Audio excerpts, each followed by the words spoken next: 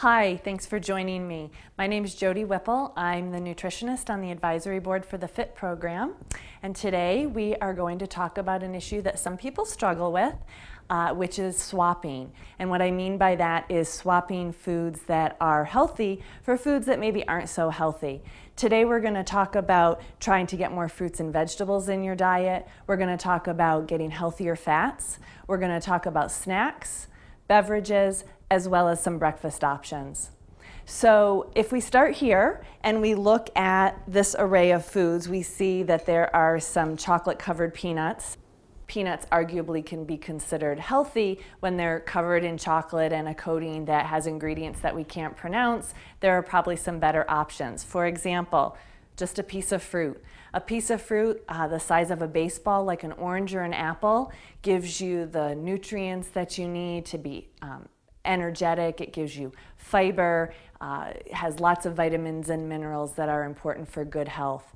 Berries are another terrific option. A whole cup of berries is considered a serving that would give you antioxidants, phytochemicals, fiber, and most of all flavor, because we're not going to eat food if it doesn't taste good, are we?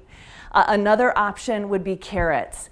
The brighter the color of your fruits and vegetables, the better. Carrots are going to give you the crunch that you're looking for a snack. When you feel like you have the munchies, it's going to give you the vitamin A and the beta carotene that's so good for our heart and for our eyes. And you're not going to be getting all the extra calories and all the extra processing that comes with foods from a bag or a can, for example.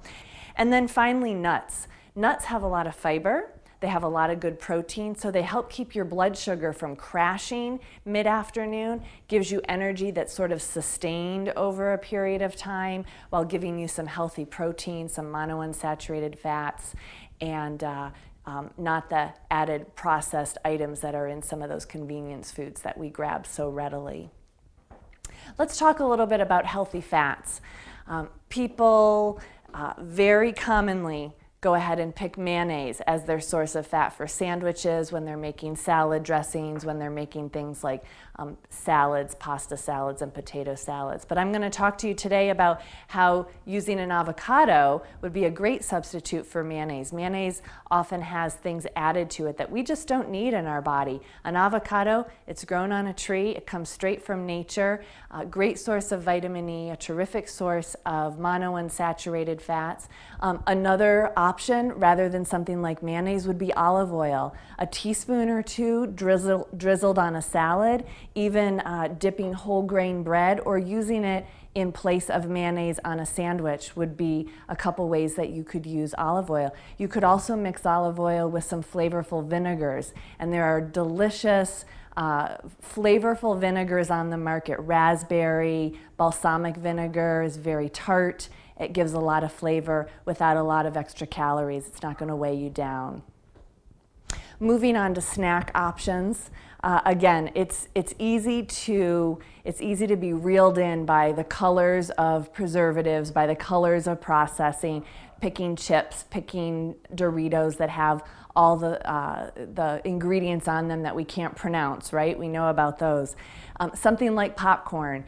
It's a whole grain. It's one ingredient. You might want to put a little bit of salt on it. You could even experiment with other types of spices like chili powder or garlic powder. That's really going to boost the flavor. It's going to make you feel satisfied. Thinking about breakfast, there are cereal options out there that maybe aren't so terrific.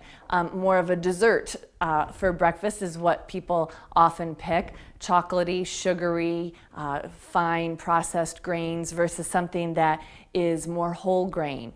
You want to be looking for a cereal that has a whole grain as one of the first ingredients, so you can be sure that you're getting the fiber that you need, the B vitamins that you need.